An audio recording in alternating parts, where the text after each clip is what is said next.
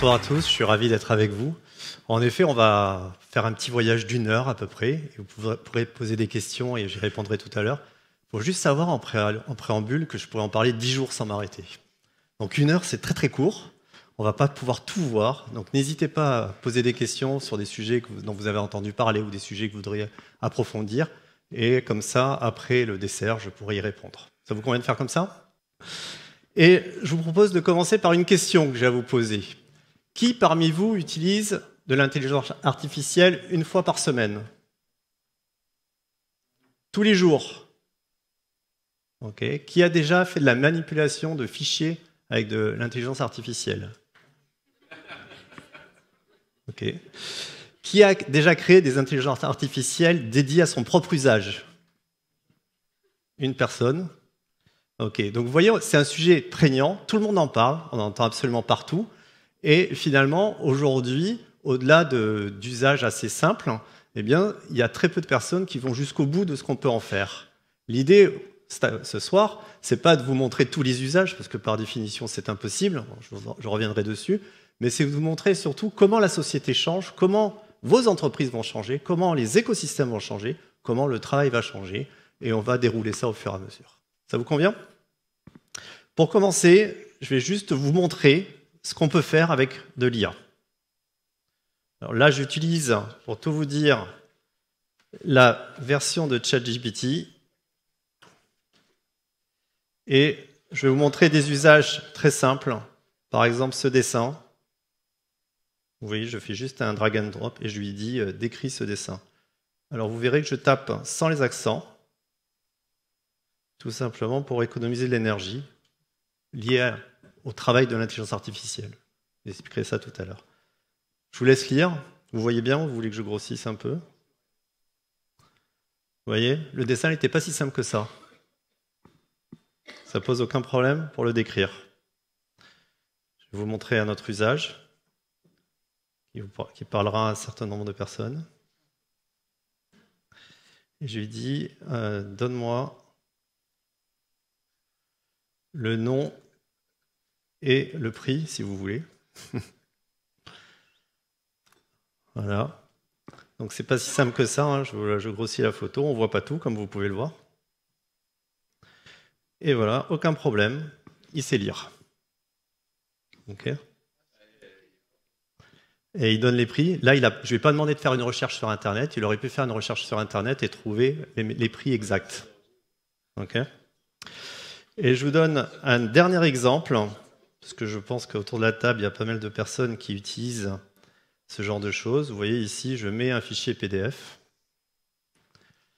Et là, je vais lui dire non pas de faire une synthèse ou un résumé, parce que si je lui demande de faire une synthèse ou un résumé, par définition, c'est lui qui va choisir le contenu, et je vais avoir qu'une partie de l'information qui était dedans, absolument pas tout.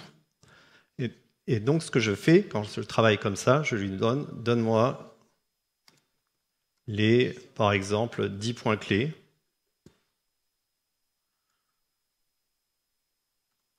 J'aurais pu lui demander 20 points clés, 30 points clés, peu importe. Mais en faisant ça, je vais pouvoir choisir la suite de l'histoire. Alors là, il répond en anglais parce que le document est en anglais. Donc il répond en anglais. Je pourrais lui demander de l'écrire en français, évidemment, ou dans n'importe quelle langue. Je ne vais pas aller plus loin, mais il faut simplement imaginer que vous pouvez faire beaucoup de choses au travers de ces outils. Je vais commencer par vous parler d'une phrase d'Alvin Toffler qui dit que les illettrés du XXIe siècle sont ceux qui ne savent pas apprendre, désapprendre et réapprendre. Pourquoi je vous parle de ça? Tout simplement parce que apprendre, vous l'avez tous fait. Réapprendre, vous le faites tous, tout simplement parce que le cadre législatif a changé, les produits ont changé, la technicité a changé, le marché a changé, la compétition a changé, peu importe, mais toutes ces raisons font que vous réapprenez systématiquement. Mais souvent, on réapprend sans désapprendre. Et comme on réapprend sans désapprendre, on reste dans une continuité de pensée, une continuité de savoir-faire qui nous empêche de pouvoir profiter pleinement de tout ce qu'il y a de nouveau et tous les changements. Pour illustrer ça, je vais vous poser une question. Quand il y a une mise à jour d'Excel, est-ce que vous regardez ce qu'il y a de nouveau? C'est dommage. Mais c'est exactement ça. Alors peut-être que dans ce qu'il y a de nouveau, il y a plein de choses qui vous feraient gagner beaucoup de temps. Mais vous ne le regardez pas parce qu'on reste dans notre confort du quotidien. Avec l'intelligence artificielle, vous allez découvrir un changement majeur. Il y a plein de choses qui changent. Juste pour vous donner un chiffre, à titre personnel, ça me fait gagner 2 à 3 jours par semaine de travailler avec des IA. Alors certes, mon métier est un peu particulier, je vous l'expliquerai tout à l'heure, mais c'est 2 à 3 jours par semaine. C'est beaucoup. Alors ça peut être 1 heure, 2 heures pour certains, ça peut être jusqu'à 3 jours comme pour moi, mais c'est des changements majeurs. Et encore une fois, l'IA aujourd'hui, elle ne sait pas faire grand-chose. On dit, tout le monde est à peu près d'accord là-dessus, qu'elle sait faire que 15% de ce qu'un humain sait faire. Mais ces 15%-là me font gagner quand même ce temps. Donc vous imaginez quand ça va être 20%, 25%, 30%. Et en préambule, je voudrais aussi préciser quelque chose qui est important, c'est que l'IA, en effet, fait faire des gains de productivité forts. C'est indéniable.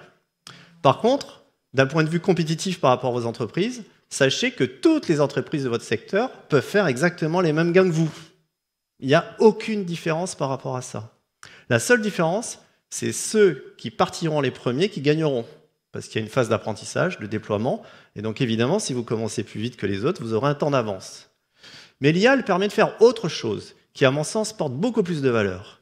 Elle permet de créer de la valeur qui n'existe pas aujourd'hui. Parce que ce n'est pas accessible et tout d'un coup, ça devient accessible grâce à ces outils. Et c'est là que c'est intéressant, parce que c'est avec cette dimension-là que vous allez pouvoir construire des avantages concurrentiels et vous différencier sur le marché. Et c'est dans cette optique-là aussi, en créant de la valeur différente, que l'humain a une place certaine pour le futur. Si c'est juste de la productivité, évidemment, à un moment donné, ça pose des problèmes. Si c'est pour aller se déployer sur autre chose, tout d'un coup, on crée du potentiel, on crée des nouveaux usages et on crée un futur. Pour continuer, l'IA, c'est aussi tout ça. Vous le vivez au quotidien sans vous apercevoir par moment, mais c'est présent. En haut à gauche, vous avez un faux qui a été construit par une IA pour dénoncer les violences policières pendant les manifestations contre la réforme des retraites. Évidemment, c'est un faux. Ça ne veut pas dire qu'il n'y a pas eu de violences policières, c'est simplement le moyen de les dénoncer est un faux. Et ça se multiplie à grande échelle. Vous avez tout en bas à gauche un géant. Vous voyez, ça fait photo du début du XXe. Eh bien, résultat, il y a plein de personnes qui pensent que les géants, ça existait. Donc évidemment, on rentre dans l'univers des fake news. Quelle est la différence par rapport à avant? C'est qu'avant, il fallait être quand même spécialiste pour arriver à faire une photo comme ça. Aujourd'hui, il y a 7 milliards de personnes qui peuvent faire des photos comme ça. C'est la grande différence, elle est là. Tout en haut, au milieu, vous avez Imran Khan, ancien président du Pakistan. Il est en prison. Il veut se représenter aux élections, il ne peut pas faire de discours. Eh bien, il se crée un avatar, c'est son avatar que vous voyez là, et qui fait des discours politiques, alors que lui est en prison. Vous avez Jade, qui est au milieu, qui présente la météo sur une chaîne suisse. C'est une IA. La raison pour laquelle ils ont choisi d'utiliser une IA, c'est tout simplement parce qu'ils n'arrivaient pas à recruter. Ils ne trouvaient personne, et donc du coup, ils ont décidé d'utiliser une IA pour le faire. Aujourd'hui, pour vous donner un chiffre, présenter la météo avec cette IA, qui est une IA très standard, que tout le monde peut utiliser dans la salle, ça leur coûte à peu près 2 000 € par an. En dessous, vous avez une chaîne de télé américaine qui va sortir dans les jours qui arrivent, 100% IA. Il n'y a pas un humain dedans. La présentatrice que vous voyez, c'est une IA. Ils vont chercher de l'information en temps réel à peu près partout dans le monde. Ils traduisent en temps réel en américain, c'est une chaîne américaine.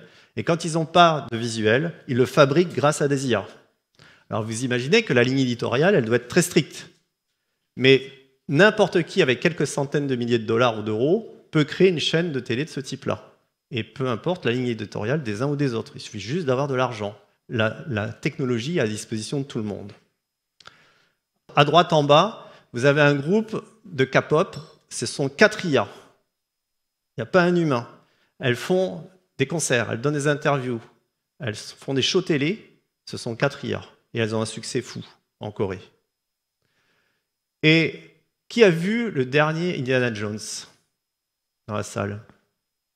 Énorme succès, bravo. Hein. Il y a 5 personnes. Alors pour ceux qui l'ont vu, vous le savez certainement, mais pour les autres, dans ce film, vous voyez Harrison Ford à son âge d'aujourd'hui, à peu près 80 ans, et vous le voyez, comme vous pouvez le voir sur l'écran, à un âge beaucoup plus jeune.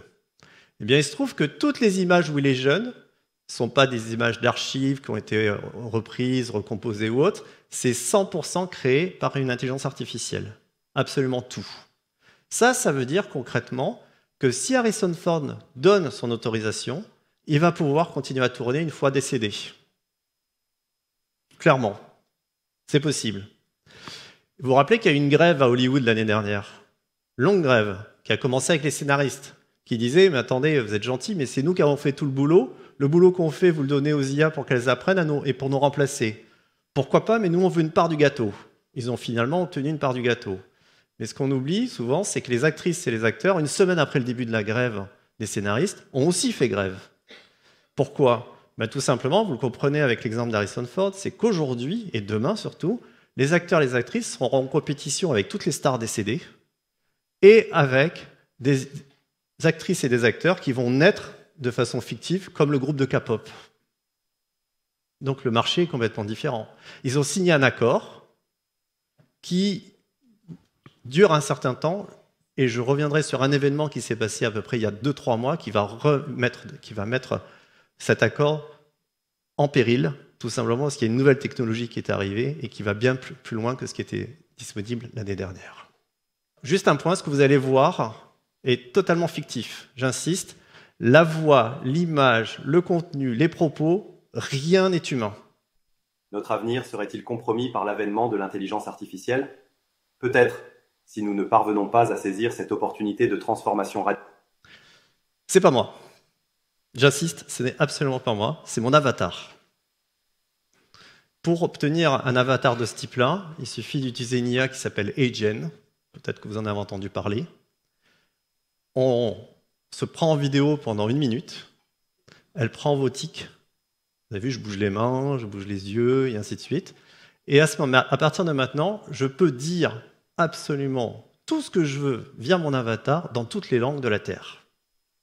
Ça veut dire que moi qui ne parle pas japonais, je peux faire un pitch en japonais, ça sera avec mon charmant accent français, et c'est tellement bien fait que quelqu'un qui lit sur les lèvres en japonais sera capable de lire ce que je suis en train de dire sur mes lèvres. Donc vous voyez, là, un avatar comme ça, faire ça, c'est à la portée de n'importe qui. Globalement, pour vous donner un ordre d'idée, ça coûte, derrière quand vous faites des vidéos, ça coûte 1 € la minute. Ça coûte rien. Absolument rien. Donc là, encore une fois, c'est à la portée de n'importe qui. Et on peut lui faire dire n'importe quoi à cet avatar. Dans le monde professionnel, ça bouge aussi très fortement. Ici, vous avez Amazon. C'est une offre qu'ils ont lancée en novembre 2023. Vous voyez, dans cet exemple, je vends des autocuiseurs et des grille-pains. Eh bien, j'ai qu'à mettre la photo du produit nu.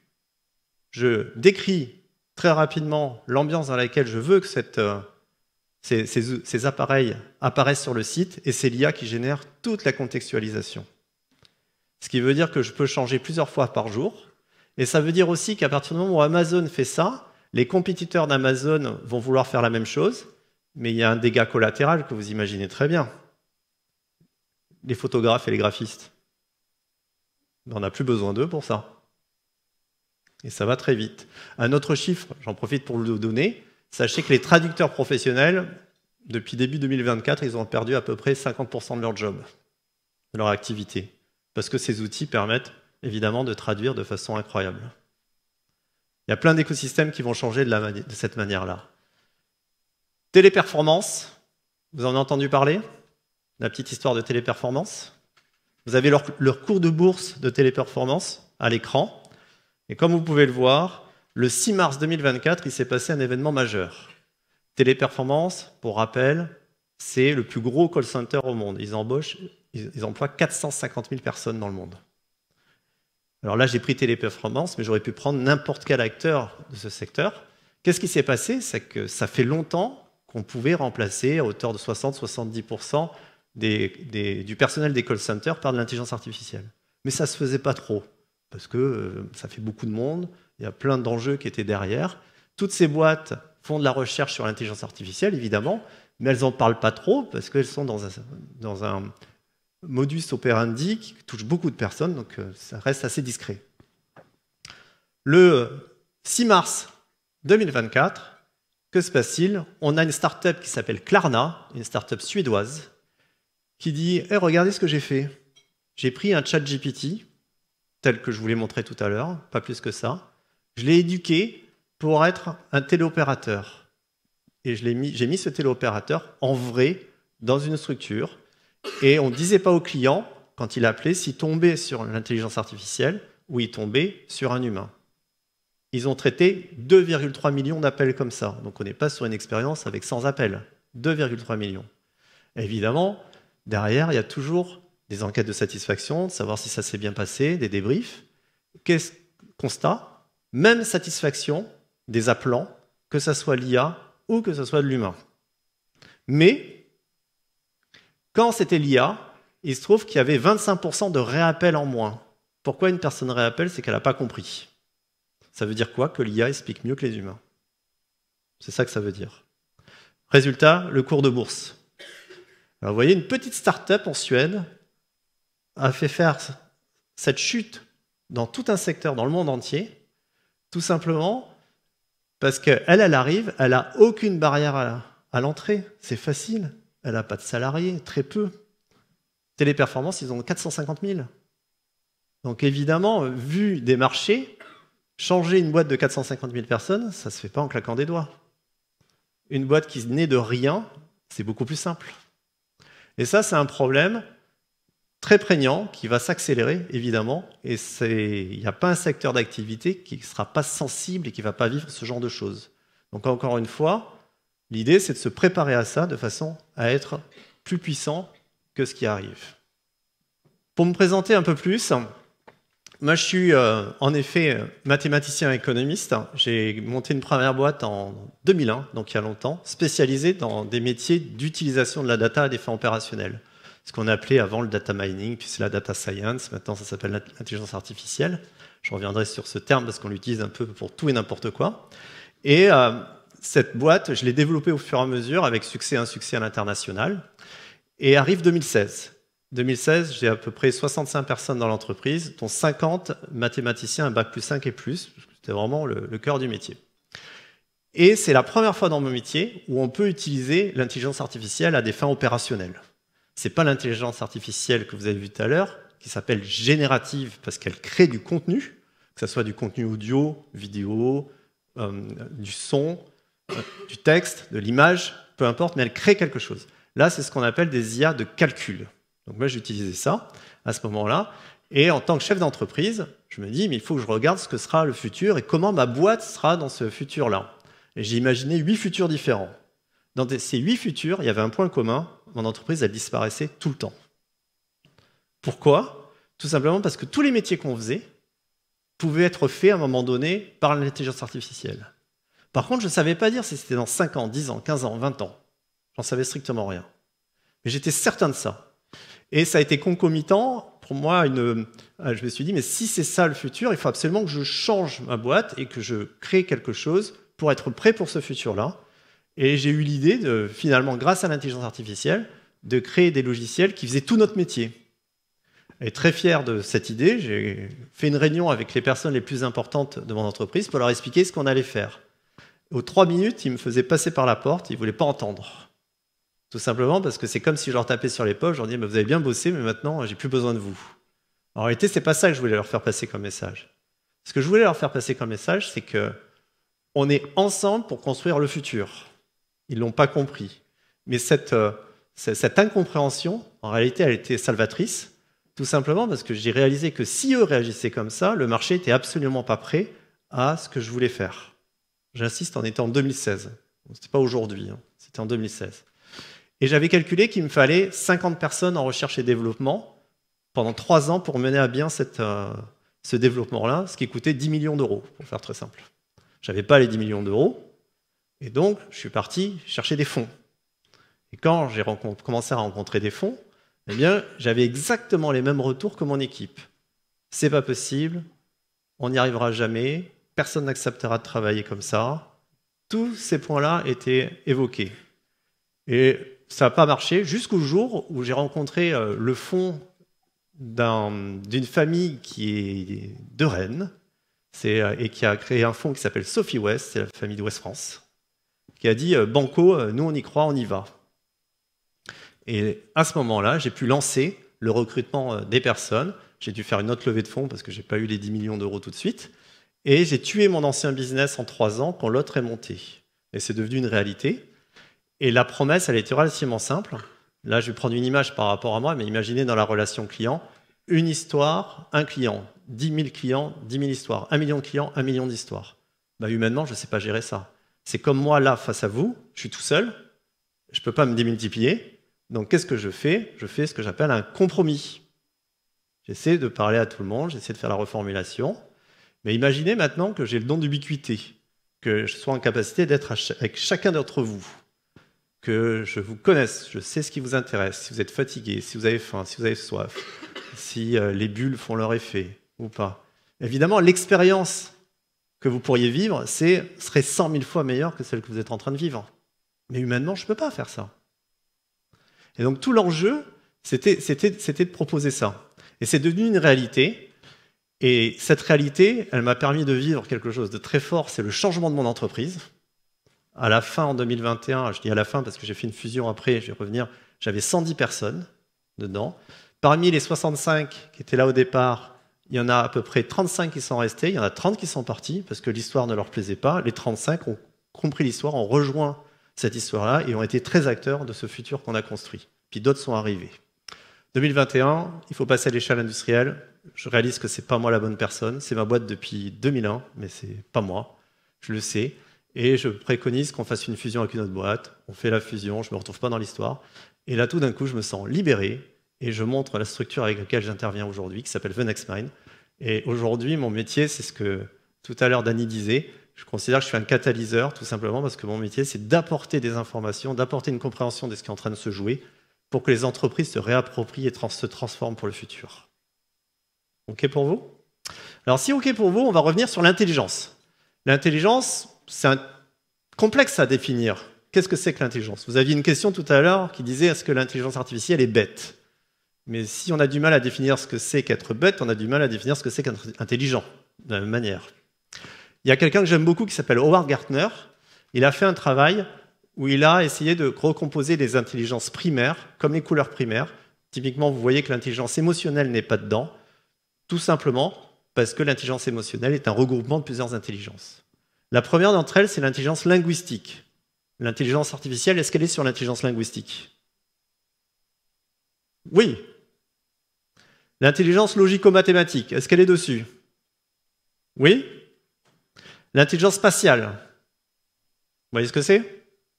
Combien d'entre vous ont utilisé un GPS pour venir? Donc elle y est. L'intelligence intrapersonnelle, vous voyez ce que c'est? Connaissance de soi. Est-ce qu'elle a connaissance de soi? Est-ce qu'elle a conscience d'elle-même? Non. Évidemment, en plus, si vous lui posez la question, elle vous dira non, parce qu'on l'a éduquée à dire non. Aujourd'hui, elle n'avait pas du tout. Maintenant, il commence à y avoir des petits prémices de mémorisation temporelle de pas mal de choses. Donc ça, c'est en train de changer, c'est le tout début. On en est très loin. L'intelligence interpersonnelle, vous voyez ce que c'est? Est-ce qu'elle y est? Oui? Oui, à fond. Sachez qu'il y a 2 métiers qui sont extrêmement menacés par l'intelligence artificielle, connus, les psys et les coachs. Donc elle y est. Les jeunes, aujourd'hui, un des applicatifs les plus usités de l'intelligence artificielle, c'est les psys et les coachs. Et je vais faire une petite expérience où je vais prendre mon téléphone et je vous propose une petite discussion avec notre ami ChatGPT, qui est là. Alors je vais mettre comme ça pour que vous entendiez par le micro ce qu'elle nous raconte. Alors ça se passe comme ça. Bonjour. Great. How do you feel it went? Any highlights or points you'd like to discuss? Je voudrais que tu parles en français. Bien sûr. Comment s'est passé le webinaire selon toi? Alors, y a-t-il des points forts ou des aspects que... Là, pour l'instant, tu vas m'écouter. Tu n'es pas obligé de raconter ma vie. Alors, il se trouve que là, je suis en train de faire une présentation. Bien sûr, je t'écoute. Merci. Vas-y, dis-moi tout. Merci. Je suis en train de faire une présentation à une salle. Je parle d'intelligence artificielle. Et pour tout te dire, je suis un peu stressé, je me sens pas très bien, j'ai du mal à respirer. Est-ce que tu peux me donner 2, 3 conseils pour me sentir mieux? D'accord. Respire profondément. Inspire lentement par le nez pendant 4 secondes. Retiens ta respiration pendant 4 secondes. Puis expire lentement par la bouche pendant 4 secondes. Répète. Merci, je me sens vraiment beaucoup mieux. Est-ce que tu peux me conseiller, me donner deux conseils pour expliquer l'intelligence artificielle? Juste 2. Bien sûr. Pour expliquer l'intelligence artificielle simplement, premièrement, tu peux dire que l'IA est comme un cerveau humain, mais artificiel. Elle apprend à partir de données et d'expériences pour prendre des décisions ou accomplir des tâches. Oui, ça me fait penser à quelque chose. Ce que tu me dis, c'est que je m'énerve tout le temps quand j'explique les maths à mon fils. Et il fait exprès de m'énerver au passage. Est-ce que toi, tu pourrais t'en charger? Bien sûr, je peux aider ton fils avec les maths. Quelle partie des maths est-ce qu'il trouve particulièrement difficile ou sur laquelle il a besoin d'aide en ce moment? Vous voyez, là, on rentre dans une autre dimension. Et j'insiste sur l'expérience qu'on est en train de vivre. C'est pas du tout Siri, Cortana et Google là, dont on est en train de parler. C'est-à-dire que l'IA, Siri, Cortana, jusqu'à maintenant, c'était des phrases qui étaient déjà écrites par des gens qui étaient des écrivains. Et quand vous exprimez quelque chose, on va juste chercher au travers de ce que vous avez dit la réponse la plus probable qui est déjà écrite. Là, la réponse, elle se fait de façon continue, en temps réel, au regard de mes demandes. Alors j'ai fait ça très rapidement. Vous pouvez, par exemple, alors elle va prendre toujours des pincettes, mais j'aurais pu lui dire, je me sens pas très bien, est-ce que tu vois dans ma voix l'émotion, ce que je ressens? Elle vous dira toujours, non, je ne suis pas spécialiste. Néanmoins, je peux baba. Donc elle va toujours prendre des précautions et après elle va commencer à se développer. Et là, on est dans l'interaction totale. J'ai essayé ce que je vous disais avec mon fils. Moi, je m'énerve au bout de 2 minutes 32 secondes. Elle va expliquer 15 fois s'il faut expliquer 15 fois. Et 15 fois différentes. Alors que moi, non. Je ne vais pas expliquer 15 fois différemment. Donc vous voyez, là, on est en plein dans l'intelligence interpersonnelle et ça va se développer très vite. Sur l'intelligence corporelle kinesthésique. Vous voyez ce que c'est? Vous voyez ce que c'est ou pas? Eh oui, c'est le mouvement, c'est les mains, c'est tout ça. Est-ce que l'intelligence artificielle est là-dessus? Non, toute seule, elle n'y est pas. Elle a besoin d'un support. Et là, ce qui est en train de se passer, c'est que vous avez de plus en plus d'accords et de collaboration entre des boîtes de robotique et des boîtes d'IA. Et ça fait faire des progrès incroyables aux robots. Si vous voulez le voir, tout à l'heure, je pourrais vous passer une vidéo après le repas. Il y a un exemple très concret où vous avez Figure One, qui est une boîte de robots, qui a passé un accord avec OpenAI, la maison mère de ChatGPT. Et l'IA que vous venez de voir sur mon téléphone est dans le robot, et ce qui lui permet d'avoir une appréhension totale de son environnement, de reconnaître ce qui se passe, de tout savoir et d'interagir de façon incroyable avec l'humain. Donc ça va permettre de faire des progrès très très rapides. L'intelligence musicale, est-ce qu'elle y est? Oui, il y en a parmi vous qui ont déjà utilisé une IA qui s'appelle Suno. Une personne. C'était la musique de tout à l'heure. La musique qui vous a accueilli pour le lancement, ça a été fabriqué par une IA. Sachez-le, ce n'est pas une chanson qui existe, c'est une IA qui a créé ça. L'intelligence naturaliste, à ne pas confondre. Qu'est-ce que c'est? C'est la capacité d'être en adéquation avec son environnement. L'IA, elle n'y est pas, parce qu'elle n'a pas de support physique pareil. Seule, ça n'existe pas. Et enfin, la dernière, c'est l'intelligence existentielle. Philosophie, dépassement de soi, on peut y mettre les religions, tout ça. Est-ce qu'elle y est? Non? Oui? Oui, elle y est. Aujourd'hui, vous avez par exemple 2 prêtres qui se sont amusés à faire un bot où vous pouvez parler avec Jésus, avec Moïse. Tout est réuni pour qu'il y ait des mouvements religieux, entre guillemets, technocentrés. Parce qu'elle est omnisciente. Donc il n'y a pas de raison que ça n'existe pas. Vous voyez, tout est réuni pour ça. Alors évidemment, aujourd'hui, il y a un réflexe complètement de recherche de ce que nous sommes, nous, de dépassement de l'humain. Alors ça date pas d'aujourd'hui, ça date depuis l'Antiquité. Frankenstein, c'est exactement ça.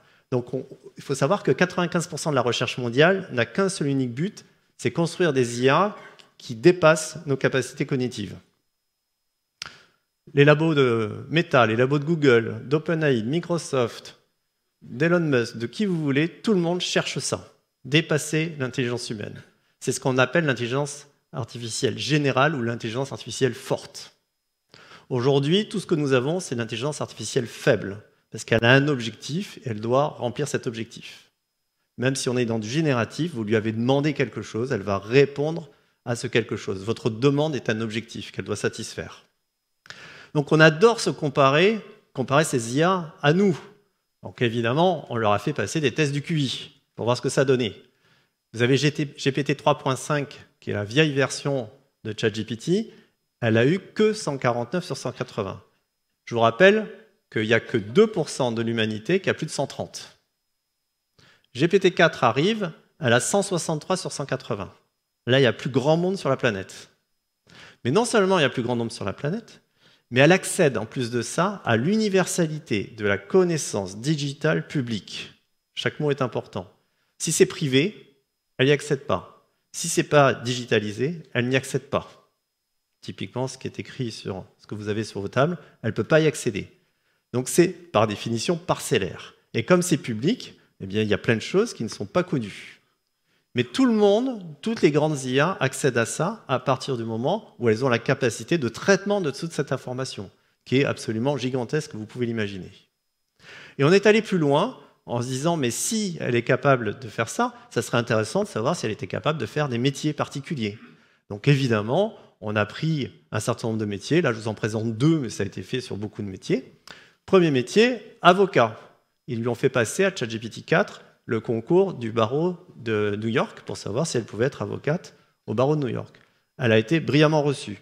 C'est pas pour ça qu'elle a le droit, évidemment, de plaider. Pas du tout. Mais elle a passé le barreau. Alors, il faut savoir qu'il y a des avocats, parce qu'on a des avocats parmi nous, je crois, il y a des avocats aux États-Unis qui ont mal utilisé l'IA, parce qu'il faut faire attention à la façon dont on l'utilise, je reviendrai là-dessus, et l'IA a fabriqué une fausse jurisprudence. Ça a fait du bruit, évidemment, et depuis, il y a eu un retour en arrière dans l'utilisation, ce qui permet de garantir quand même des usages. De la même manière, non pas avec ChatGPT, mais avec l'IA open source de Meta, qui s'appelle LLaMA, ils ont créé une IA médecin. Elle a passé tous les concours, pareil, pour être médecin, elle y arrive, elle n'a pas le droit d'exercer. Mais ce qui est important de comprendre, c'est qu'il ne se positionne pas pour remplacer le médecin, il se positionne comme étant l'aide au médecin. Alors qu'est-ce que ça veut dire concrètement que vous allez voir votre médecin? Il va vous poser 3 questions. Première question, est-ce que vous acceptez que l'IA écoute notre conversation? Deuxième question, est-ce que vous acceptez que l'IA accède à vos données personnelles? Troisième question, est-ce que vous acceptez que l'IA vous pose des questions que moi je ne vous aurais pas posées? Si répondez oui, oui, oui, eh bien vous allez vivre votre consultation comme d'habitude. Peut-être que l'IA va vous poser des questions en plus du médecin. Et quand le médecin va revenir, sur la partie gauche, il aura le diagnostic, sur la partie droite, il aura les recommandations. Alors première fois, il va regarder, il va dire « bah non, ça c'est des conneries », hop, hop, hop, hop, il va changer. Et puis il va le faire. Et ce qu'il est en train de faire, c'est ce qu'on appelle le réenforcement. C'est-à-dire qu'il fait progresser l'IA par son retour d'expérience. Sachez qu'à chaque fois que vous utilisez ce type d'outil, vous rendez l'IA toujours plus puissante.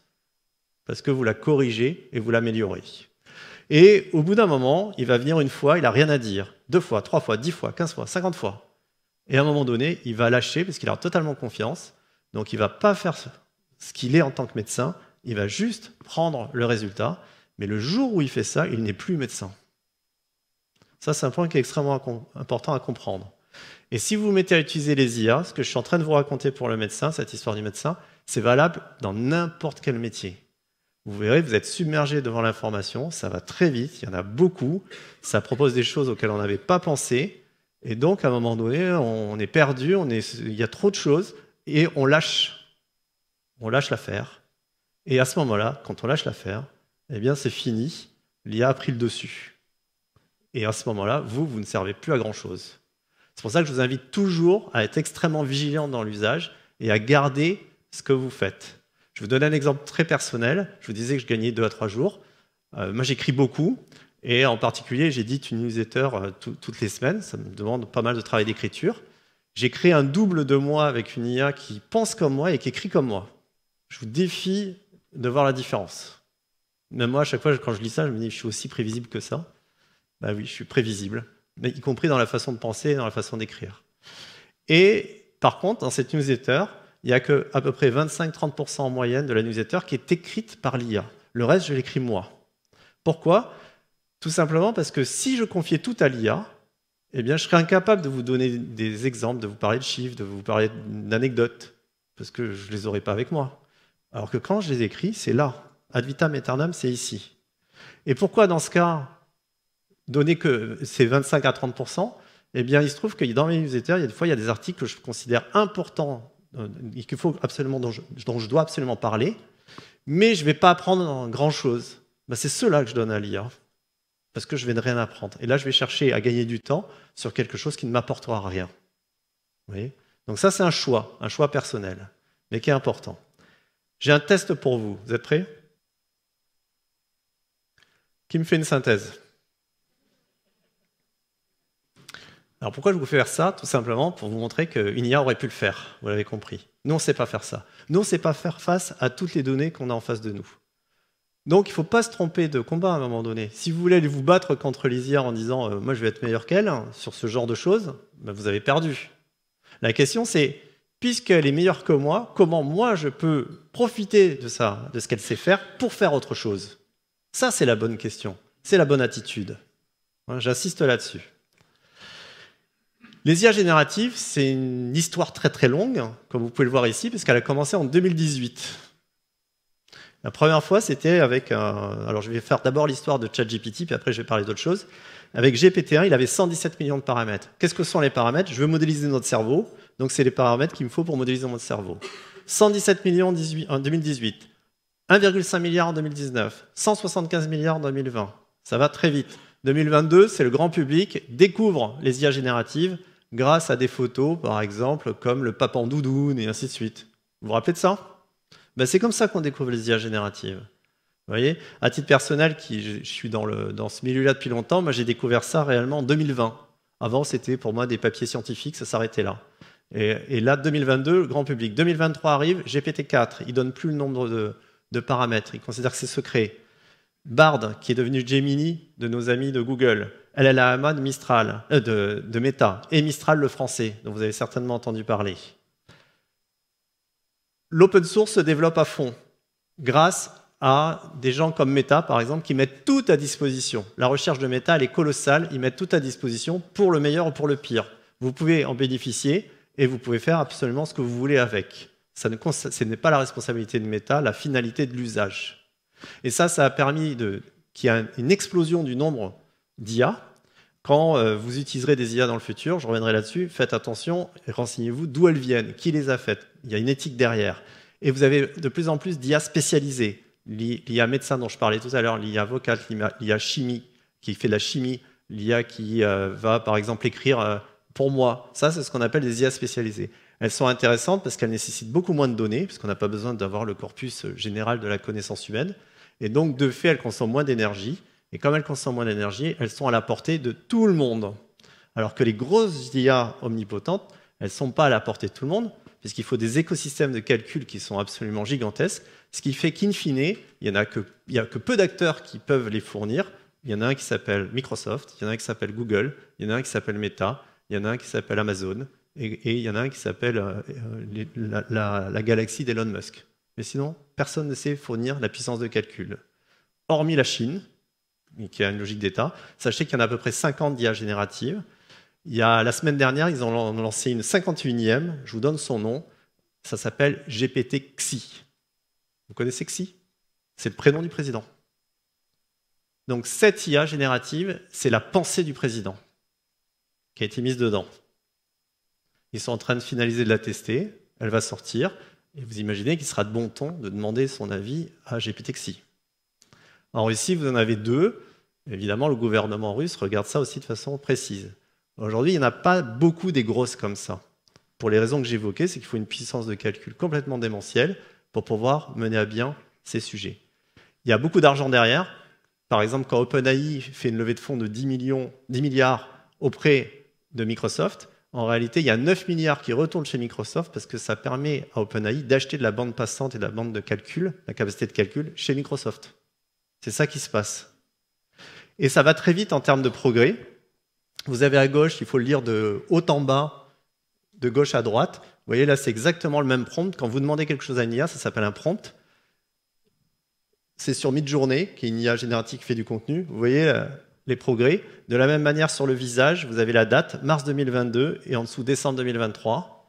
Vous avez tout en bas, à droite, c'est DALL-E, c'est l'outil d'OpenAI qui est compris dans ChatGPT.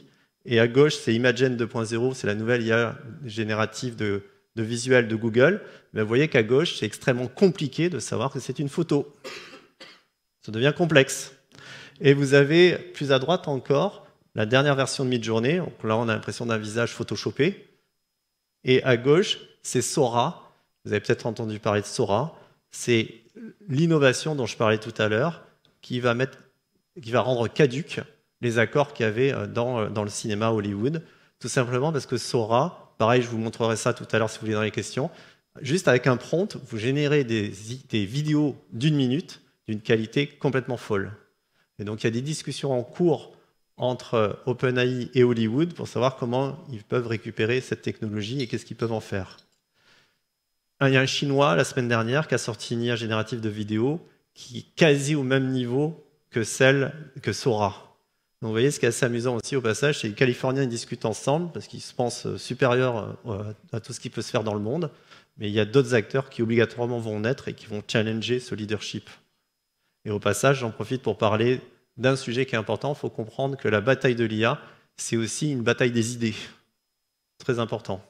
Donc, je vous ai parlé de Sora. Vous avez peut-être vu ce visuel tourné sur les médias sociaux. Mais tout à l'heure, je vous le montrerai. Il faut savoir que dès que vous utilisez de l'IA, c'est la probabilité. Je vous ai dit, on ne va pas faire de maths. Il y en a deux que vous devez connaître. Il y a les réseaux antagonistes qui permettent de travailler et de créer les visuels. Et il y a ce qu'on appelle les transformers qui permettent de travailler sur le texte. Dans tous les cas, ce qu'il faut comprendre, c'est que l'IA, elle va donner le résultat le plus probable. Donc si, par exemple, je vous pose la question « Quelle est la météo ?» Quelle est la météo? Moyen? Mais là, je vais dire bah, « Mince, je me suis trompé, je voulais parler de Buenos Aires. » Vous voyez? Donc, si je pose une question bateau, vous allez avoir une réponse bateau. Si vous posez une question précise, puisque vous changez le champ de probabilité, vous aurez une réponse très précise.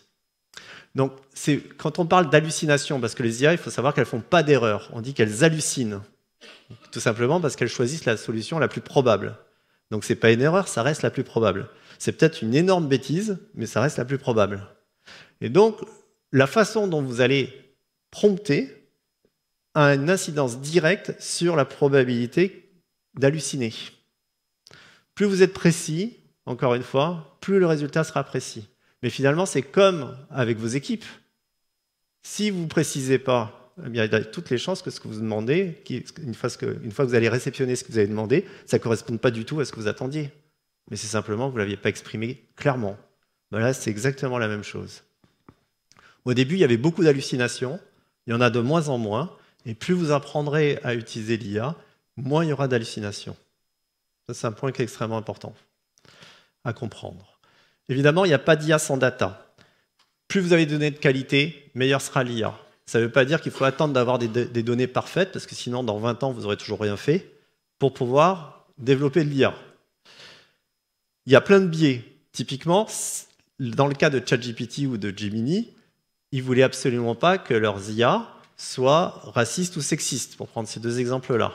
Si je reste sur le sexisme, si on avait pris les données telles que, on avait dit à l'IA, bah, apprends à partir des données disponibles, elle aurait été sexiste. Pourquoi? Parce que les données sont sexistes. Donc elle l'aurait été. Ces sociétés-là ont dit non, je ne veux absolument pas qu'elles soient sexistes. Donc comment on fait ça? On va développer ce qu'on appelle l'éthique de l'IA. En l'occurrence, ça se fait par du rérenforcement. Dans le cas de ChatGPT, c'est 10 000 personnes au Kenya qui font ça tous les jours, qui, selon les règles d'éthique qui ont été données par la société californienne, disent oui, non, non, non, non, oui, et on ne met pas de règles en place. L'IA va apprendre ce que c'est que le principe du sexisme. Et maintenant, vous pouvez toujours essayer de lui faire tenir des propos sexistes, elle refusera. Parce qu'elle a compris ce que c'était, et vous pouvez essayer par n'importe quel moyen, elle refusera. Alors certains, comme Elon Musk, disent « bah oui, mais ça c'est du bien-pensant, c'est woke, c'est ceci, c'est cela ». Donc lui, il est parti de l'autre côté en disant « bah non, si les gens le disent, ils le disent ». Donc on ne va pas rajouter une éthique. Donc là, je vous donne deux opposés par rapport à l'éthique. À vous de choisir, évidemment, mais faites-le en âme et conscience en fonction de ce que vous faites. Si demain vous travaillez avec GPT-XI, bah, l'éthique, vous la connaissez. Si vous travaillez avec une IA nord-coréenne, vous la connaissez. Si vous travaillez avec celle des platistes, vous savez à qui vous avez affaire aussi. Donc renseignez-vous toujours, savoir quelle est l'éthique derrière, quels sont les acteurs qui sont derrière. C'est très important. Souvent on dit, mais oui, mais tout ça, ça conduit à syndrome de la pensée unique, appauvrissement de chacun d'entre nous. Alors moi je dis, mais c'est pas l'IA qui fait ça, c'est l'usage qu'on en a qui fait ça. C'est-à-dire que si vous faites aucun effort et que vous posez toujours la même question, vous allez avoir la réponse, comme je vous le disais, blockbuster la plus probable. Si vous en contentez, ben, par définition, vous rétrécissez le champ des possibles. Si par contre vous demandez à l'IA plein de points de vue différents, ben, tout d'un coup vous ouvrez plutôt. Donc c'est notre propre usage. Et à titre d'exemple, mon fils qui a 14 ans, je lui interdis d'utiliser ses IA tout seul. Parce qu'il n'a absolument pas le recul. Lui, il verrait ça d'un point de vue très pratique. En 30 secondes, j'ai tout fait. Et surtout, je ne remets strictement rien en cause. Alors, ça ne veut pas dire qu'il ne va pas utiliser, mais il va utiliser quand je suis là. Et quand je suis là, je lui pose des questions, ce qui l'oblige à réfléchir, à faire des vérifications, à chercher, à regarder. Donc, il faut développer cet aspect-là. Et ça empêche la pensée unique et ça empêche l'appauvrissement. Et il faut juste savoir que la donnée, c'est la grosse concurrence entre les acteurs aujourd'hui, les gros acteurs, parce que grosso modo, vous l'avez compris, ils ont tous accès aux données publiques, ça c'est fait. Ils ont tous des capacités de calcul très avancées, ils ont tous des algorithmes très puissants, et donc la différenciation, elle sera sur la donnée. Quand je m'appelle Meta, j'accède à toutes les données de Facebook et d'Instagram. Ça fait beaucoup de données singulières que les autres n'ont pas. Quand je m'appelle Google, j'en ai plein et j'ai tout YouTube. Quand je suis Elon Musk, j'ai X. Et surtout, c'est une des raisons pour lesquelles, dès qu'il a racheté X, il a interdit l'accès aux données. Avant, on pouvait faire des requêtes sur Twitter pour faire des analyses. Tout ça, c'est fini, parce qu'il garde pour entraîner ses modèles et avoir des spécificités. Et quand vous appelez Microsoft, OpenAI, Mistral, le français, mais vous n'avez rien comme données singulières. Donc, qu'est-ce que fait OpenAI en ce moment? Vous l'avez certainement entendu. Ils sont en train de passer des deals avec des grands acteurs de médias. En France, c'est Le Monde. Le Monde fournit toutes ces données de contenu pour continuer à développer ChatGPT. Ça, c'est valable avec le Financial Times, c'est valable dans tous les pays. Ils n'ont pas besoin d'énormément d'acteurs. Il leur faut 1 ou 2 acteurs par pays. Ça suffit pour avoir une bonne visibilité de tout ce qui se passe dans le pays. Donc, vous voyez, l'enjeu de la data est un enjeu concurrentiel. Et ça va s'accélérer de façon conséquente. Les prochaines étapes, le raisonnement mathématique.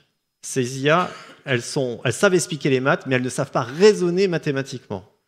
Donc là, c'est tout simplement parce qu'il y a peu de bases de données avec des corpus de données disponibles pour faire apprendre les maths.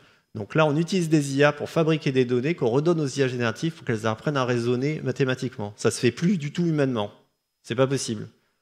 C'est impossible à faire. Donc c'est des IA qui fabriquent de la data pour des IA. Vous voyez, là, il y a une espèce d'autonomisation. Évidemment, la frugalité, tout ça, ça consomme énormément d'énergie, et de plus en plus. Il y a des problématiques aussi avec le refroidissement avec l'eau. Et donc, on cherche à être plus frugal. Frugal, ça veut dire moins de données, d'où l'explosion des IA spécialisées. Il y a des problématiques aussi technologiques qui consistent à avoir des puces, et la star, c'est NVIDIA, on pourra en parler plus tard si vous voulez, qui sont de plus en plus économes et qui vont de plus en plus vite, mais eux, ils multiplient le prix par le facteur d'économie. Donc du coup, il y a très peu d'acteurs qui peuvent y accéder. Et évidemment, vous avez aussi la recherche algorithmique qui permettrait d'aller plus vite et de consommer moins d'énergie. Il y a tous ces enjeux-là autour. Tout ça pour arriver à l'IA générale. Alors vous avez quelques personnes comme Mark Zuckerberg ou PDG de Meta, ou Sam Altman, celui d'OpenAI, qui disent que dans 5-6 ans, on y est. Personnellement, j'y crois pas du tout. En moyenne, les chercheurs disent entre 20 et 35 ans, mais ce qui est demain quand même. Et il ne faut pas penser que c'est dans 20 à 35 ans, quand l'IA générale est là, que le tsunami va faire mal. Pas du tout. Dès que l'IA arrive à 30, 35, 40% de ce qu'on est capable de faire, ben, ça y est, c'est là. Donc c'est bien avant cette étape-là qu'il faudra se poser des questions. Pourquoi je mets « mais » Parce qu'il y a d'autres futurs possibles. Typiquement, il peut y avoir des problématiques énergétiques qui posent des problèmes. Il peut y avoir aussi des pénuries de matières premières, des terres rares nécessaires pour fabriquer tout ça. Il peut y avoir la Chine qui envahit Taïwan. Il faut savoir que 85% des puces mondiales sont fabriquées par un acteur qui est taïwanais, qui s'appelle TSMC. Donc il y a plein de « mais » qui traînent. Donc on verra bien de quoi sera fait le futur. Mais rien n'est écrit de façon définitive. Tout ça pour vous dire que c'est une révolution technologique, mais surtout sociétale. Comme je vous l'ai dit, 4 piliers. Algorithmie, on en a parlé. Data, on en a parlé. N'oubliez pas les réseaux. Sans les réseaux, tout ce que je vous raconte n'existe pas. Et le dernier, c'est la puissance de calcul. Et là, il y a des révolutions à venir. Vous avez certainement entendu parler de l'informatique quantique. Je ne vais pas le développer ici, mais c'est une promesse. On verra où ça va aussi. Il y a plein de points d'interrogation derrière ces technologies-là. Mais en tout cas, il y a de l'avancée sur ces sujets-là. Tout ça, ça veut dire quoi concrètement? Ça veut dire qu'on peut le regretter. Ça veut dire qu'on peut se dire « mais moi, j'ai pas envie de ça ». Mais aujourd'hui, il n'y a pas d'alternative, on va cohabiter. C'est sûr. Donc, puisqu'il n'y a pas d'alternative, on va cohabiter, autant préempter le sujet et autant être acteur de cette transformation. C'est extrêmement important de le faire comme ça. Et si on veut en profiter, il faut changer. Alors là, je vous ai mis le cerveau classique, hein, cerveau droit, cerveau gauche, avec le côté tech, avec les hard skills, et le côté très humain, avec les soft skills. Et très souvent, on a dit, mais c'est pas grave, tous ces métiers, tous ces outils, en réalité, ça vient toucher les hard skills, on n'a qu'à se développer beaucoup plus sur les soft skills. Mais si vous avez bien fait attention, les soft skills, elles sont touchées directement par les IA génératives. Mais vous avez encore plein de discours comme celui-ci aujourd'hui. Tout simplement parce qu'il faut savoir qu'il y a très peu de personnes qui utilisent l'IA. Hein, pour vous donner une idée, en France, toutes les semaines, c'est 7%, dont les étudiants. Mais même les étudiants, ils l'utilisent pas pleinement. Ils l'utilisent pour leurs besoins qui est très circonscrit. Un usage vraiment réel, vous l'avez vu tout à l'heure dans le petit sondage qu'on a fait, il y en a très peu. Et donc, on ne sait pas, les gens ne savent pas. Et comme ils ne savent pas, on reste dans ce modèle précédent qui continue, alors que ce modèle-là, clairement, il est obsolète. Et il faut reprendre le sujet complètement différemment. Dans l'entreprise, ça peut être partout. Ça n'a pas du tout valeur d'exhaustivité, ce que je vous présente, mais c'est simplement pour vous montrer qu'il y a plein de sujets qui peuvent traiter par l'IA. Alors, certains d'entre vous, par exemple, travaillent sur des appels d'offres, j'imagine, vos secteurs d'activité. Utilisez l'IA pour utiliser l'appel d'offres. Je vais juste vous raconter une petite histoire. Première chose que vous faites, vous récupérez l'appel d'offres, vous le mettez dans l'IA, vous lui demandez tous les points clés. Au passage, vous lui demandez de vérifier s'il n'y a pas des incohérences dans l'appel d'offres, ce qui arrive rarement, n'est-ce pas, d'avoir des incohérences dans les appels d'offres. Vous allez vérifier tout de suite. Ensuite, vous allez, évidemment, si vous l'avez éduquée, elle connaît vos forces, vos faiblesses, vous allez lui demander, bon, par rapport à mes forces, mes faiblesses, qu'est-ce qui est bien ou pas. Si vous avez des fichiers Excel avec 153 lignes à remplir, ça aussi, si vous l'avez éduquée, elle peut le faire. Ne l'envoyez jamais sans avoir relu, par contre. C'est un point important. Mais elle va vous aider, vous allez gagner du temps. Je vous déconseille de lui demander de faire la présentation pour la soutenance, parce que comme je vous le disais tout à l'heure, si vous la faites pas, si vous faites la présentation, vous êtes à l'aise avec. Si vous la faites pas, ça va être compliqué, évidemment, d'être à l'aise avec. Mais avant d'y aller, vous allez faire quelque chose, c'est que vous allez mettre l'appel d'offres, vous mettez votre présentation dedans, et vous allez lui dire, bon ok, analyse tout ça, donne-moi les 30 questions qui vont m'embêter pendant la soutenance. Vous êtes prêts, vous allez peut-être avoir que 3 des 30, mais vous êtes prêts. Vous allez même aller plus loin, vous dire, voilà mes concurrents, je ne sais pas comment vous avez récupéré de l'information sur ces concurrents, ça ne me regarde pas. Et vous allez lui demander aussi d'avoir le point de vue du concurrent par rapport à ça. Vous pouvez faire tout ça, ça vous fait gagner un temps fou. Voilà un exemple très concret. Donc là, l'IA devient un partenaire, totalement un partenaire, intégré dans votre processus. Pour les jobs, vous le comprenez au travers de cet exemple, ça va changer pas mal de choses. Alors ce qu'il faut savoir déjà, c'est que c'est la revanche des métiers manuels, pour commencer. Les métiers manuels, pour l'instant, ils sont assez tranquilles. Il faudra que la robotique fasse beaucoup de progrès, et la robotique va coûter très cher. Donc, c'est plutôt cool de ce côté-là. Là, vous avez une étude du World Economic Forum qui a été faite en 2023, où ils ont pris 100 jobs de 2023, dits intellectuels, et ils ont regardé ce que ça donnait en 2027. Donc, c'est 5 ans après. Qu'est-ce que ça donne? La bonne nouvelle, c'est qu'il y a 39% des jobs, pas de souci. La mauvaise nouvelle, c'est que 61% des jobs vont être touchés. 18%, il suffit de reformer les gens parce que leur métier a changé, parce que beaucoup de choses ont changé, mais ça marche. 16%, il faut non seulement les former, mais les mettre sur autre chose parce que leur métier aura disparu. Et il y a plein de métiers qui vont disparaître, d'autres qui vont complètement se transformer et d'autres qui vont naître. 12%, il faudrait les former, mais on ne sait pas pourquoi. Sur quoi? Tout simplement parce qu'imaginez sur la vidéo, quand je vous parlais de Sora, la veille, personne n'imaginait que c'était possible. Eh bien, le lendemain, c'est là. Mais on n'est pas prêt à former qui que ce soit avec un changement aussi rapide. C'était pas possible, la veille. Et enfin, il y a 15%, c'est le gros point d'interrogation, on ne sait pas trop. Je vais vous présenter maintenant le cadeau de Noël du gouvernement anglais à ses citoyens. Alors, ce qu'ils ont fait, le 7 décembre 2023, ils ont publié une liste en disant « Mesdames et messieurs, si vous êtes dans cette liste-là, on vous invite à réfléchir à votre futur. » Il y a 2 colonnes.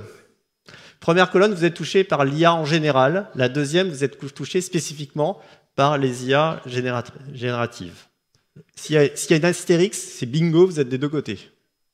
Je vous laisse regarder.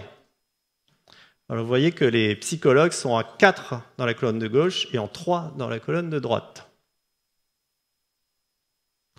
Et je vous invite à lire la ligne 13 à droite, métier un peu particulier.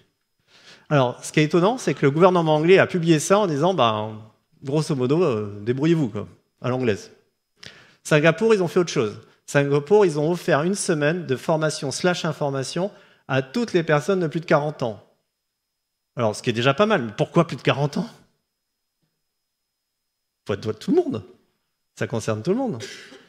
Parce que même les personnes qui sortent du cadre, qui sont aujourd'hui dans les grandes écoles, dans l'université ou autres, ils ne sont pas du tout formés à tous ces usages-là, parce que les profs ne maîtrisent pas non plus.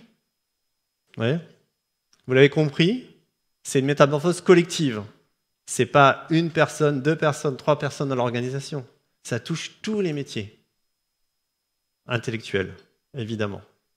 Alors, ce n'est pas parce que ça touche tous les métiers, ce n'est pas parce que c'est là que ça va se passer à la vitesse des possibilités. Bien sûr, il va y avoir du temps. Mais ce sur quoi je tiens à insister, c'est que ce n'est pas vos concurrents d'aujourd'hui qui seront le vrai problème de demain. C'est les concurrents qui vont naître dans des écosystèmes où ils sont déjà prêts pour ce monde-là. Alors évidemment, si vous êtes dans le transport, vous êtes plutôt tranquille. Mais dans d'autres domaines, eh bien, c'est beaucoup plus complexe et ça va aller beaucoup plus vite. Parce que, comme l'histoire de Téléperformance, vous voyez un acteur qui vient de nulle part, mais en quelques semaines, il perturbe tout le marché. Et ça, regardez-le comme ça. Vous le connaissez, lui? Matrix, l'agent Smith, le méchant. Et il dit, n'envoyez jamais un humain faire le travail d'une machine. Alors personnellement, je dis toujours, on peut se poser la question quand même. Et vous voyez, quand je vous racontais mon histoire de mes 25-30% de ma newsletter, je me suis posé la question. Et j'ai dit non, je m'arrête là, je peux aller au-delà, ça me ferait gagner du temps, ça serait extrêmement confortable, mais je ne serais plus ce que je suis. Je serais incapable de faire ce que je fais. Et donc ce n'est pas possible, et j'ai mis la limite là. Donc systématiquement, ce que je vous invite à faire dans le futur, c'est quand vous allez commencer à travailler avec les IA, encore une fois, ne regardez pas que l'angle de la productivité. Sachez arrêter dans cet angle de la productivité le moment où vous allez perdre ce que vous êtes et regardez surtout comment vous pouvez créer de la valeur qui n'existe pas. Ça, c'est un véritable facteur de différenciation. Regardez toujours le sujet comme ça. Au demeurant, c'est extrêmement excitant. Il y a plein de transformations, il y a plein de choses incroyables. Moi, je le vois dans toutes les entreprises avec lesquelles je collabore. Des initiatives, il y en a partout, ça bouge, ça fourmille, il y a des échecs, mais c'est pas grave, parce qu'un échec, c'est là pour apprendre, il faut expérimenter. faut avancer. Sachez que faire des prototypes avec ces outils-là, on n'est plus du tout dans le monde d'avant où il fallait 3, 4, 5 mois pour faire un prototype. En 1, 2 jours, vous faites des prototypes. Donc ça va très très vite. Et un prototype, ça vous permet de quoi? De mesurer le ROI que vous pouvez attendre d'une généralisation. On est dans des temps très courts. De la même manière, si j'ai un conseil à vous donner, ne mettez jamais madame ou monsieur responsable IA. Ça, c'est la plus belle des erreurs que vous pourriez faire. Parce que si vous faites ça, c'est pas mon job. C'est là-bas. Donc moi, j'attends. Et je ne me transforme pas. Vous avez certainement vécu ça avec la RSE. Il y avait madame ou monsieur responsable RSE. Donc c'est son affaire, c'est pas mon affaire. Mais avec l'IA, ne faites pas la même erreur. Ça concerne tout le monde. Ça, c'est un point qui est extrêmement important à comprendre. Donc par rapport à tous ces changements, il faut être lucide et il faut être acteur. Il ne faut surtout pas attendre. J'insiste là-dessus. Ceux qui vont aller le plus vite vont apprendre avant les autres et c'est eux qui seront performants demain. Pour finir, si vous devez retenir 5 choses de ce que je vous ai raconté, la première, c'est que dans tous les cas, pour l'instant, j'insiste sur le pour l'instant, on va collaborer avec l'IA. Alors pourquoi je dis pour l'instant? Parce que le futur, on ne le connaît pas. Il peut y avoir une diminution pour les raisons que j'évoquais tout à l'heure, des problématiques de contraintes, ou alors une explosion totale de l'IA qui fait que tous les jobs disparaissent. Je vais dans les deux extrêmes, volontairement. Évidemment que ça sera au milieu, hein, mais je mets pour l'instant pour vous inviter à réfléchir plus globalement. Le deuxième point, je parlais de désapprendre en introduction. Là, j'ai mis abandonner nos croyances, ce qui revient exactement au même. Si vous pensez que vous savez, vous avez tort. Si vous pensez que vous êtes arrivé, vous avez perdu. Systématiquement. Ça va à une vitesse pas possible. Pour vous donner un ordre d'idée de la vitesse, sur un mois, grosso modo, là pour une conférence d'1 heure, j'ai 30 slides. Sur un mois, j'en change 5. Non pas, je les change parce qu'ils sont obsolètes. C'est à cette vitesse-là. Il y a des choses qui ne sont pas possibles aujourd'hui, demain le seront. Et si vous devez vous amener à vous transformer, ne vous transformez pas pour le monde d'aujourd'hui, transformez-vous pour le monde il y a 5 ans, 3 à 5 ans. L'IA d'aujourd'hui, c'est rien. Ce qu'il faut simplement comprendre, c'est que vous vous rappelez l'histoire que je vous ai montrée tout à l'heure. Entre 2023 et 2024, ça a déjà fait un saut monumental. En 2000, là, on parle à l'automne d'avoir GPT-5. Il y avait une image, alors c'est OpenAI qui fait du marketing évidemment, qui l'a sorti, mais globalement, c'était GPT 3.5, c'était un poisson, GPT-4, c'est un orque, et GPT-5, c'est la baleine bleue. Bon, c'est l'image qui est donnée. Et ça va aller très vite. Et là, je parle dans 4 mois. Donc si je vous parle dans 2 ans, dans 3 ans, dans 4 ans, dans 5 ans, ça sera totalement différent, beaucoup plus puissant. Donc il ne faut pas se préparer à aujourd'hui, il faut se préparer à après-demain. Mettez-vous toujours ça dans tout ce que vous pouvez faire, gardez ça en tête. Dans tous les cas, n'en déplaise à notre ami Elon Musk, qui veut nous hybrider avec des puces, pour qu'on soit compétitif avec l'intelligence artificielle, on est humain. Donc valorisons à fond les qualités humaines. Alors jusqu'au bout, c'est notre facteur de différenciation. Ce que nous sommes en train de faire, là, ensemble, c'est un facteur de différenciation. Adopter l'IA dans vos entreprises, ça obligera aussi une organisation complètement différente. Imaginez simplement en train de travailler avec des collègues humains, des collègues IA. Mais le travail n'est pas de la même manière. Imaginez, pour ceux qui sont managers, de manager des équipes hybrides. IA plus humain. Ce n'est pas la même façon de manager. Imaginez que votre manager soit une IA. Ce n'est pas la science-fiction non plus. Imaginez que votre président soit une IA, qu'un membre du board soit une IA, que les chefs de projet qui dispatchent le travail soient des IA. Tout ça, ce n'est pas la science-fiction.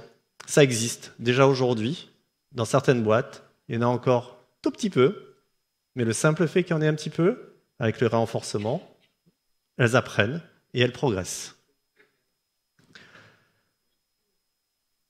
Le dernier, c'est vivre antifragile. Ce que je voulais simplement dire par cette phrase, c'est que, encore une fois, si vous pensez être au top, si vous pensez être arrivé, si vous pensez avoir réussi, ben vous avez perdu. Il ne faut jamais penser ça, il faut toujours se dire que demain peut être différent et je me prépare à ce que demain soit différent. C'est ça l'antifragilité. Ben merci à vous.